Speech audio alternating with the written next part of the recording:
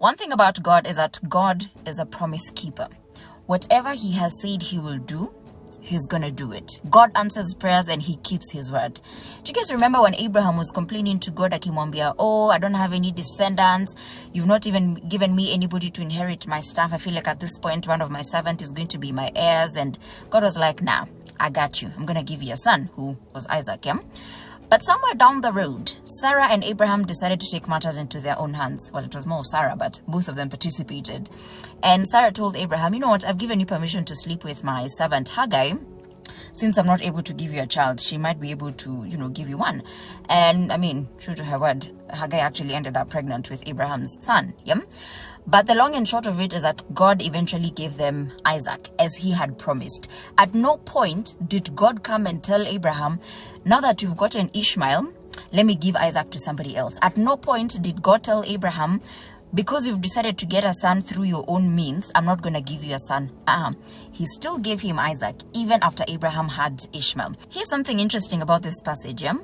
When Hagar was pregnant with Ishmael, they started having a lot of fights and quarrels with Sarah. The friction was so much that Sarah at some point kicked her out. Alimwambia, get out of my house. And she did, But the angel of the Lord met her somewhere. Akamuliza, Hagar, where are you going? And she said, I'm running away because I can't stay there. And the angel of the Lord told Hagar, please go back and submit to the authority of your mistress, who's Sarah.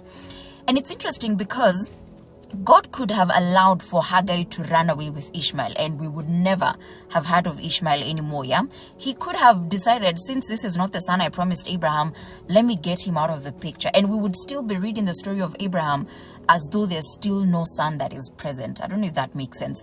But God wanted Ishmael to still be present, even while he was still working on bringing Isaac in the picture. We all know how the story unfolds. Abraham and Sarah are eventually blessed with Isaac, just like God had promised. Something else God promised Abraham, by the way, he told him, some of your descendants will be strangers in a foreign land, and they will be enslaved for 400 years. But don't worry, because I will punish the people who oppress them. At the time, Abraham was in Canaan, and God told him, I will eventually bring those people to settle in this land.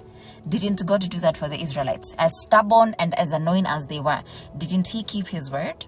The Bible says in Numbers 23:19 that God is not a man that he should lie. So be rest assured that whatever he has said he's going to do for you, he's going to keep his word. And I know some of you might be wondering, how can I know what God has promised me? Well, we can start with something as basic as Jeremiah 29:11, where he says he has great plans for us, plans to prosper us. Sounds like a promise to me. And also, the Bible also says that the godly shall not be forsaken and their children will never have to beg for bread. Sounds like another promise to me.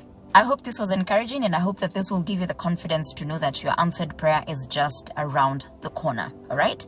Be blessed and have a good one.